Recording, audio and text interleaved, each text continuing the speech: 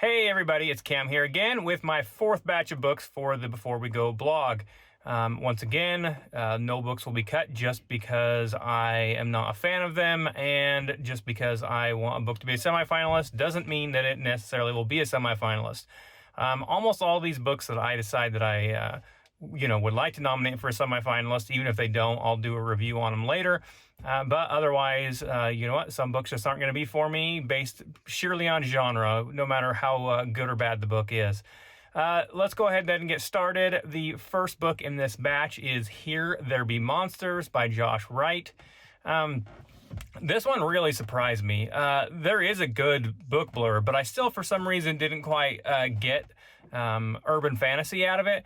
But this is an urban fantasy set in what is basically modern day New York City, although it's called Paradigm in this one instead. Apparently about 300, somewhere in that range-ish years ago, maybe 1700s, there was a cataclysm, Big C cataclysm is how it's referred to, and all kinds of paranormal creatures, ghosts, werewolves, vampires. I mean, there are like 20 or 30 different things mentioned in the first 20%. So if you like a book where there is a ton of paranormal stuff, then this is definitely going to be a book for you. There are three main characters so far through the first 20%. One is a human knight who's 800 years old. Another is a female werewolf. And the third is a Egyptian mummy who has just come back to life in her, first scene. She's obviously about 4,000 years old. I'm just going to tell you right now, this book shocked me in a good way. I've been a really big fan of it so far. The basic plot is that humans and paranormals, for a long, long time, they had an uneasy truce, basically. Like, officially, there's a truce. There was a treaty signed and everything, and they generally got along, especially in Paradigm, which is New York City, until about the 1970s, when an evangelical Christian church was formed, that it basically centers around that all paranormal creatures are evil, and God has told us to get rid of them. So now at this point, they've basically infiltrated a ton of like the Paradigm, New York City. The mayor, the deputy mayor, a lot of these people are part of like basically this militant evangelical group who also has a paramilitary group who is killing paranormals, right? Lots of prejudice. Over the course of about 40, 50 years, this group has really taken, hold, and things aren't going very well right now for paranormals. And so that's basically where we are when we start. The werewolf happens to be a police captain, and she's trying to figure out, why all these paranormals are getting killed while dealing with prejudice within her, own city, who doesn't obviously want her to find stuff. And in fact, some of these people would prefer to get rid of her because she is a paranormal. You know what? This book, like I said, it's been well written. I've been very entertained. I'm not a big urban fantasy fan as a general rule, but if I am, I like there to be tons of paranormal stuff. Dirk Ashton, who had a book way back in SPFBOX 3, the first of his Paternus books. I love those, and there's tons and tons of, paranormal gods and things like that with his. So this is the kind of urban fantasy that I do like, and so far it's been well written. I have liked all three of the point of view characters, and so I'm definitely planning on continuing this book on. Even if it doesn't end up being a semifinalist, I will almost certainly finish the book and do a review on it. All right. On to book 2. Hey everybody, in this second video of this fourth batch, I have Undine's Blessing, or Undine's Blessing, by Tessa Hasjaryanto. I hope I'm saying that correctly. I looked at another video where her name was pronounced, and that's the way it was, so we're going to go with it. This book is only 169 pages long.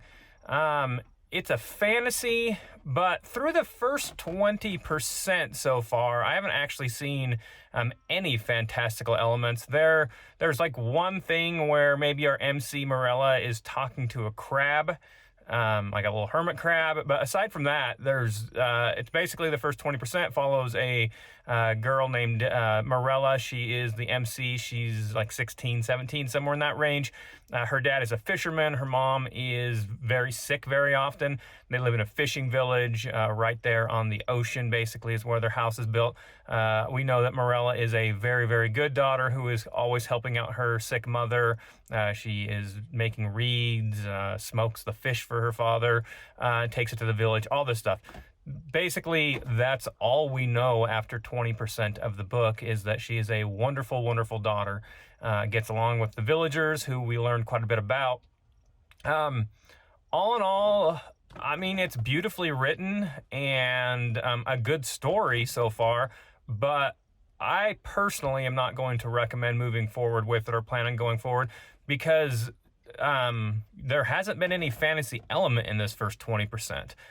We do have another reviewer in the blog who has read it, who I spoke with about it, who really loves the book and says that if you read the whole thing, that you'll see, like the whole story will unfold, and there's plenty of fantasy fairy tale feeling to it. But the problem is that there's just not any of that yet in the first 20%.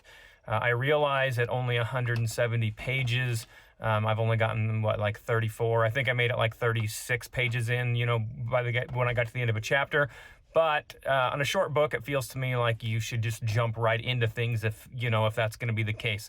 I've read plenty of short books before where I've enjoyed them quite a bit, but most of the time the story just starts, right? We get into it right away. And I feel like on this one, we spend the entire, first 20%, which is what I've said I'm going to do, and judge whether I carry on with a book based off of that.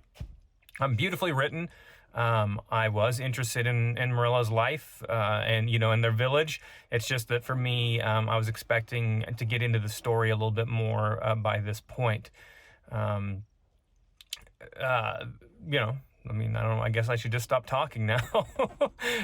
Someone at least in the group likes it, so just, me not saying that I want to carry forward with it, once again, make it very clear, does not mean that a book doesn't have a chance to be a semifinalist, because at least someone else has already recommended it as a semifinalist, so they could very well find another person in the group who wants to be to do that. I don't have any issues that I think that it needs to be cut. I just, my 20% rule was not fulfilled, and so that's where we're at. All right, let's get on to the next book. Hey, everybody. The third book in this batch is Princess of the Broken by Jasmine Swinburne. It is basically a retelling of the Rapunzel story. Very, very similar. We have all the way down to a girl being raised in a tower after her powers were promised to somebody else. This one's actually a pretty in-depth fantasy story. Like I mentioned, the Rapunzel retelling. We have two point-of-view characters. Malachi, who is the Rapunzel character's sister. The Rapunzel character's name is Raylan. She has like two different magical powers. Her brother has one. The basic backstory here is there was a god, the creator, had a son and a daughter. The son and daughter bickered constantly, so the creator sent the son to the sun and the daughter to the moon. She grew bitter and angry because of the cold, while he gave people on Earth powers. There's a whole bunch of islands. There's different kingdoms. The different kingdoms, royal lines, all have different magical powers. You have to have that magical power to, end up being a monarch, potentially later on. So we get to basically the base backstory of where we're dealing with the two characters. The king and queen, they had their son, Malachi, she wanted another child. They went to a crone who promised to make the mother pregnant as long as she gave her daughter's powers to her at a later date. Her daughter ends up getting some of the power from both the sun and the moon, and we kind of feel like the very beginning like she's like some scary evil kind of person, but by her first chapter she seems pretty cheery. Reminds me an awful lot of Rapunzel, actually. And so it's a little bit different, obviously, of a feel. But that's the basic, premise of the story. Lots of magic, some political intrigue. Our main character, one of the two main characters, Malachi, he is gay, but he is supposed to be marrying a princess. He is the prince. He's going to become king, so he's got to do that. He doesn't want to. And here's where my real weird issue with the book so far ends up happening is that when these princesses are supposed to be coming and he's supposed to be meeting them, well, Raylan happens to go into the castle. She hasn't been seen for like 10 years now, so they don't know who she is after she ended up getting taken by this crone. And she gets caught like thieving. And then the captain of his guard, instead of, throwing her in prison, he decides that he's going to swap her out for one of the other princesses who is supposed to be meeting and getting the hand of the prince. I can't imagine a scenario where this really, like, why that would have happened. It just says that he feels compelled to do so. I guess magic. But it just seems like a crazy, weird thing that, she somehow ends up getting to see her brother. This is where, like, that 20% ends. We don't actually get into her meeting, but she has just been told this, basically. Really was a little bit confused about it. I might actually keep reading to see where it goes. Certainly not, saying this book needs to be cut right now. It's just, it was weird, like, why, the captain of the guard would be swapping her and another princess out. I guess maybe I'll read and find out. Obviously, at this point, I'm not, advocating for a cut or for some of my final spots. So we'll see. All right. Thanks. On to book 4.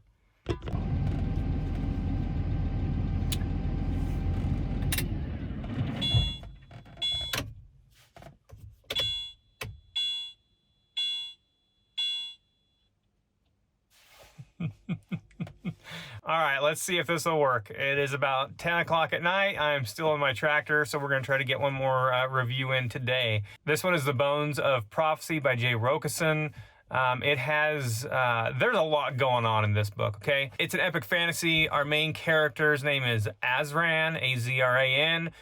When the story starts, he is climbing up this mountain. He is been sent on a mission by his master to kill this kid. Azran has some magical abilities, mostly like fighting style. Like he's got this like maze of tattoos on him. He can activate certain ones and they help him, like give him strength, speed, some healing, stuff like that. He's also got what like we'll call an imaginary friend that at least some of the other like creatures, beings that he encounters can see him. So he's been like one version has been with him ever since he was a child. Suddenly a new one comes into place. When he gets up there to kill this kid, there's a whole bunch of stuff going on. Like I just want to talk about a lot happens in this, in a short period of time. The book is incredibly descriptive. Like if he's in like a chamber or something, everything's going to be described. Something happens and he like gets this like this letter that tells him to go do some stuff to maybe be able to like find something different about himself and not just be a puppet to his master. He ends up getting taken through this portal and will wake up very far later. I feel like I'm just kind of rambling at this point, but we have epic fantasy. This is a book that like I mentioned, is tons of descriptions. I think it was a little overly descriptive for me. I would have preferred to have a little bit more of it in my imaginations. At times, it got so detailed that I kind of got like out of that movie in my mind and started, like thinking about like random stuff. And I found the fight scene to be a little bit difficult to follow as well, but that's just something that unless a fight scene is just done incredibly well, like I'm going to have trouble with it because for some reason my brain just doesn't do a very good job of apparently following that while, in that movie in my mind. I guess my brain's not, activating fast enough or something like that. This is a book that I'm not going to recommend it move forward, and I don't have any plans to continue reading past that 20%. But I think this is the kind of book that, like, if you like a lot of description, or if you like little like puzzles and things, there's a lot of there's a fight scene, so there's plenty of action. But it's not like when he's just looking around these rooms, there's nothing going on. Like at times he's trying to solve puzzles. There's riddles. There's a little bit of like prophecy kind of thing. This is a book that I think that a lot of people are really gonna enjoy how active it is. But I think that it just didn't work super well for me with that movie in my mind thing. in terms of, the continuing to flow. There was so much description that for some reason it was just hard for me to concentrate. Part of that could be that I'm sitting in a tractor and I'm not exactly just sitting still. Maybe if I was reading this book, sitting on my couch at home and the kids were asleep or something like that, it would have been a lot easier for me. But I think that in terms of if I, having to look back behind me at my tractor, my composter here and occasionally, it was just one that required a little bit like all of my mental faculty as opposed to just part of it.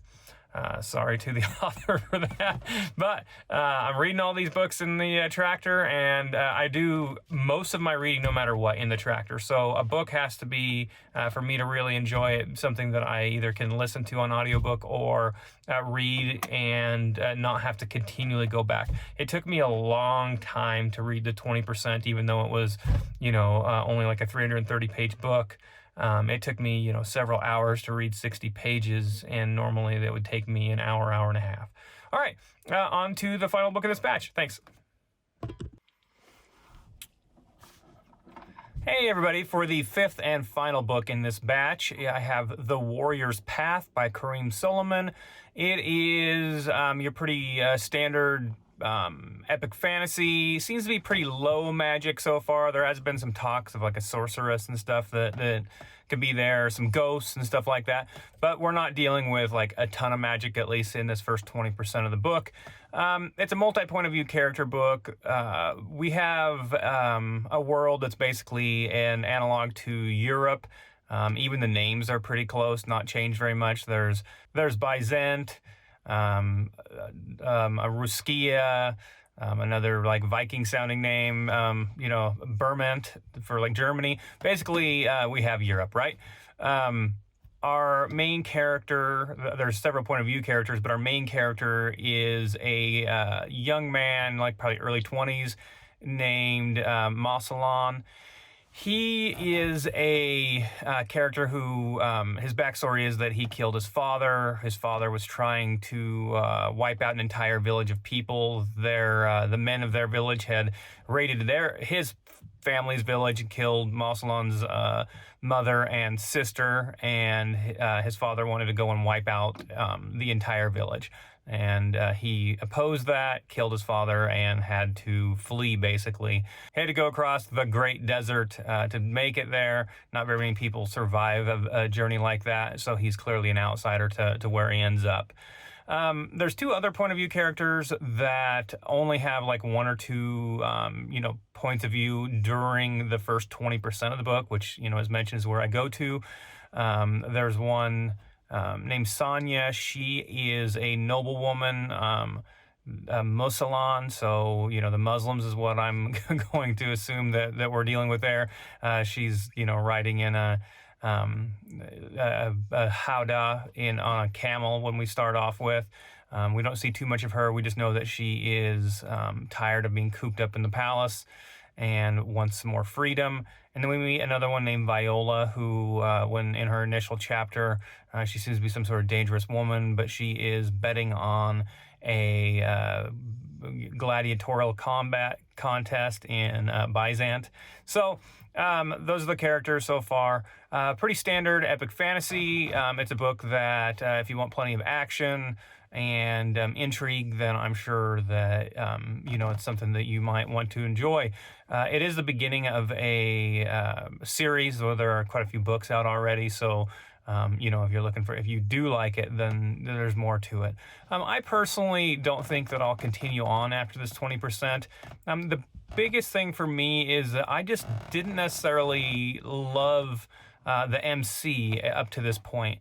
When he gets to this new area, he becomes a mercenary, basically, and he kills a ton of people in the first couple of chapters of his, and it just kind of made me not really believe that he would have had a problem with wiping out a village that killed his mother and sister.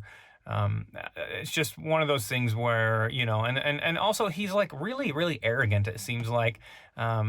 and you know, it's just one of those things where this is a contest. There's minor things that you know, can cause an issue, and I think that for me, at least so far, just in this 20%, you know, maybe things change quite a bit as they go forward. I certainly didn't have any problem reading to the 20%. It's just that I just didn't feel like continuing on after that. We'll see if maybe I do one day in the future, but I'm not recommending, you know, one way or the other on this one. If someone else really enjoys it and wants to be a semifinalist, that's fine. If someone dislikes it, wants to be a cut, I'm not going to argue with it. All right, this finishes off the fourth of my series of videos. 2 more to come next week, and we'll get her on finished. Thanks.